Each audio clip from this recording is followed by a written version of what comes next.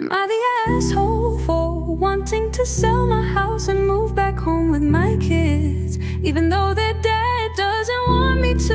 I One female, have been with John 34 mil. for almost 8 years. We met in active addiction, got clean together, and I've had 2 kids since I've stayed clean. But he has struggled with relapses, arrests, gambling, and job instability. From the start I wanted to quit dancing and go to school, but John insisted I keep doing it because it's the only way we'll get ahead. He rarely worked, maybe 8 months total in 4 or 5 years. So I became the sole provider. Meanwhile, he refused to help with the kids, even after birth, so his grandmother had to step in while I worked. On top of that, he's stolen from me, gotten arrested, and constantly created chaos.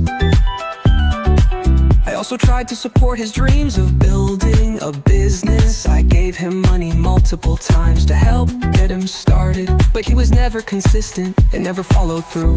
At one point, I even put a business in my name for him. And while he got a few jobs, he spent all the money on who knows what, leaving me to deal with the taxes and financial mess.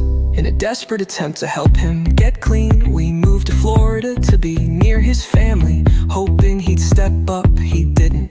In fact, he got worse, hiding his drug use, stealing from me, and refusing to leave when I finally kicked him out. Legally, the police wouldn't remove him because he lived there. Fast forward a year, and he's now semi-clean, using crack, still jobless, still doing nothing to support our family, and still living in my house rent-free while borrowing money from his grandmother. Here's where I might be the money I used to buy this home wasn't just from dancing. I did more than that to make sure my kids had security, since John never provided it. I hate that I had to go that route, but I fell backed into a corner after years of being manipulated into staying in this life. John says that I am equally at fault for our relationship problems, and that his choices were a result of mine. In his mind, he wouldn't have made a lot of his bad decisions if I hadn't made the ones I did, which to an extent I get. I know I've made mistakes, but I feel like my choices were made out of survival, because he refused to step up.